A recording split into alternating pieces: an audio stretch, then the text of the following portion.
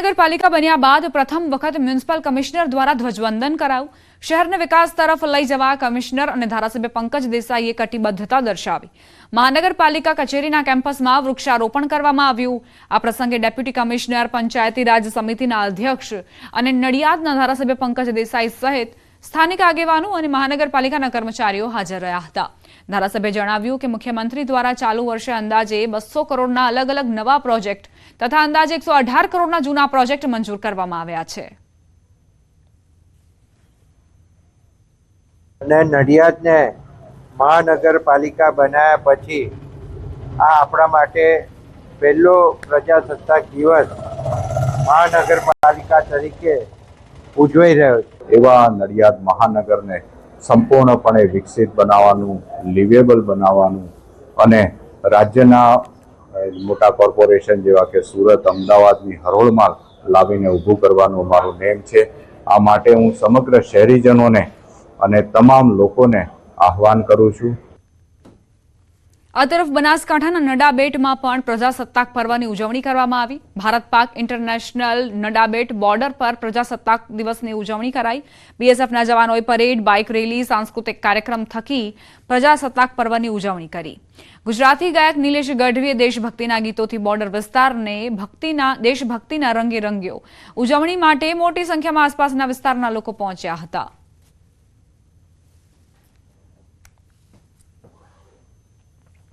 Bollywood actor Aamir Khan હાલ ગુજરાતમાં છે, ત્યારે વડોદરાના ડભોઈના સુપ્રસિદ્ધ યાત્રાધામ કરનાળી ખાતે તેમણે રાત્રિ રોકાણ કર્યું। ત્યારબાદ આજે વહેલી સવારે સ્ટેચ્યુ ઓફ યુનિટી ખાતે ધ્વજવંદન કાર્યક્રમમાં હાજરી આપી। સ્ટેચ્યુ ઓફ યુનિટીના પરિસરમાં સરદાર સરોવર નર્મદા નિગમ લિમિટેડના ચેરમેન અને ડાયરેક્ટર મુકેશ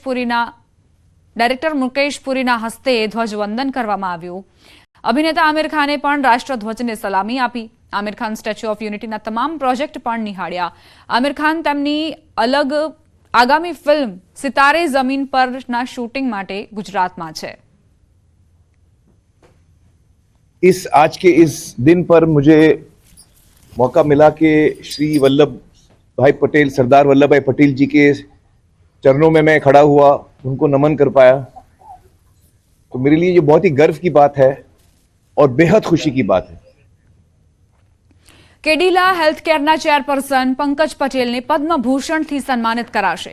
પંકજ પટેલને વેપાર અને ઉદ્યોગ ક્ષેત્રે તેમના મહત્વપૂર્ણ યોગદાન માટે પદ્મભૂષણથી નવાજવામાં આવ્યા છે, ત્યારે તેમણે આ સન્માન મળવા બદલ ભારત સરકારનો આભાર વ્યક્ત કર્યો। પંકજ પટેલે મેડિકલ ક્ષેત્ર સાથે સંકળાયેલા લોકોને આ સન્માન સમર્પિત કર્યું હતું। આવનારા સમયમાં પણ મેડિકલ ક્ષેત્ર અને મેડિકલ ટેકનોલોજીમાં આગળ વધવા માટેના પ્રયાસ હંમેશા રહેશે। I am extremely grateful for this recognition. I dedicate this to all Indian pharmacists, scientists and researchers who have made India self-reliant in health science and are co-creating a future that India will lead with innovation, advancement in medtech and digital technology for betterment in terms of patient care and healthcare at large. ભારતીય કથક નૃત્યાંગના અને choreographer Kumudini લાખિયાનું Bharat સરકાર પદ્મ વિભૂષણથી સન્માન કરશે। કલા ક્ષેત્રે અમૂલ્ય યોગદાન માટે કુમુદિની લાખિયાને પદ્મ વિભૂષણથી સન્માનિત કરાશે। પદ્મ પુરસ્કારની જાહેરાત થતાં જ તેમના પરિવારમાં ખુશી છવાઈ। કુમુદિની બેનની તબિયત નાદુરસ્ત હોવાથી તેમના વતી પરિવારજનોએ આભાર વ્યક્ત કર્યો। કુમુદિની બેનના જમાઈએ કહ્યું કે આ ખુશી અને ગર્વની ક્ષણ છે। તેમની સંસ્થા મારફતે અનેક ઉત્તમ કલાકારો સામે આવ્યા છે અને આવતા રહેશે। उनके कदम institute of centre of dance से उनसे इतने बहुत बड़े बड़े कलाकार आ रहे हैं और आएंगे भी, और उनका स्वास्थ्य सही नहीं है इसीलिए वो बात नहीं कर सकती, लेकिन उनकी तरफ से मैं पूरी मीडिया, गवर्नमेंट ऑफ इंडिया और जो भी हमारे शुभचिंतक है जो फ़ोन कर रहे हैं उनको मैं शुक्रिया करना चाहता हूँ। रोकाईशु एक ब्रेक माटे आप जोता रहो न्यूज़ 18 गुजराती।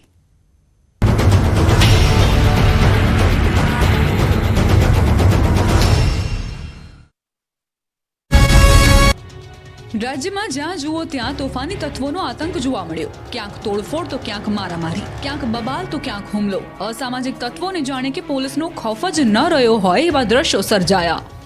સુરત શહેરના લિંબાયત વિસ્તારમાં જાહેરમાં મારામારીના બનાવનો વિડીયો વાયરલ થયો. લિંબાયતના મારુતિનગરમાં સામાન્ય બાબતે સ્થાનિક લોકો વચ્ચે મારામારી થઈ હતી. વાયરલ થયેલા વિડીયોમાં જોઈ શકાય છે કે સ્થાનિકો વચ્ચે છૂટા હાથની મારામારી થઈ રહી છે. મારામારીની આ ઘટના દરમિયાન એક ચોંકાવનારી ઘટના બને છે. સ્થાનિકો એકબીજાને મારવામાં વ્યસ્ત હોય છે ત્યારે એક શ્વાન પણ ટોળા વચ્ચે આવી જાય છે અને એક વ્યક્તિના પગમાં બચકું ભરી લે છે.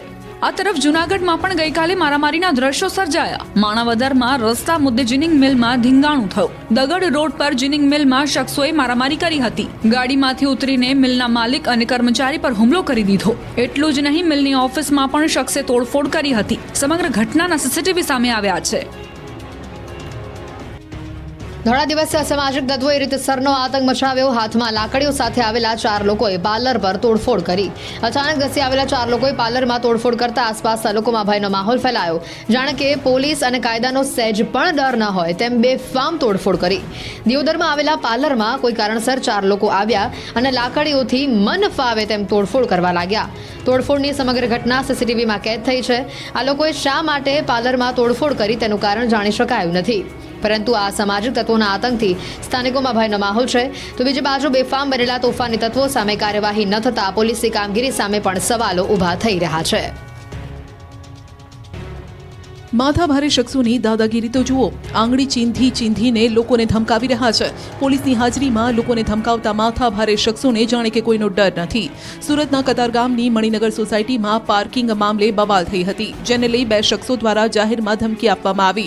2 શખ્સો સોસાયટીમાં આવીને પોલીસની હાજરીમાં જ રહીશોને ધાક ધમકી આપી રહ્યા છે. આ 2 માથાભારે શખ્સો સોસાયટીના રહીશોને દબાણ કરી રહ્યા હોય તેમ દેખાય છે. વળી નવાઈની વાત તો ત્યારે થાય છે કે જ્યારે પોલીસ પણ ત્યાં હાજર જોવા મળી રહી છે અને આ બંને શખ્સોની હેકડી એવી ને એવી જ છે. તેમણે જાણે કે પોલીસનો ડર ન હોય તેમ પોલીસની સામે પણ રહીશોને દાદાગીરી બતાવી રહ્યા છે. બબાલ કરનારા તોફાની તત્વો પર ફક્ત સામાન્ય કાર્યવાહી કરી મામલાને ઠંડો પાડવા પ્રયાસ કરાતો હોય તેમ દેખાય છે. વડોદરાની એક શાળામાં બાળકો પર મધમાખીઓનું ઝુંડ તૂટી પડ્યું. વડોદરાની ડોક્ટર એન.જે. શાહ સાર્વજનિક હાઈસ્કૂલના ગેટ પાસે મધમાખીઓ ઉડતા અફરાતફરી મચી ગઈ. 4 થી 5 બાળકોને મધમાખીએ ડંખ માર્યા. મધમાખીઓ ઉડતા વિદ્યાર્થીઓની સુરક્ષા માટે સ્કૂલના બારી દરવાજા બંધ કરાયા. એટલું જ નહીં, શાળા 1 કલાક મોડી છોડવાનો નિર્ણય લેવાયો.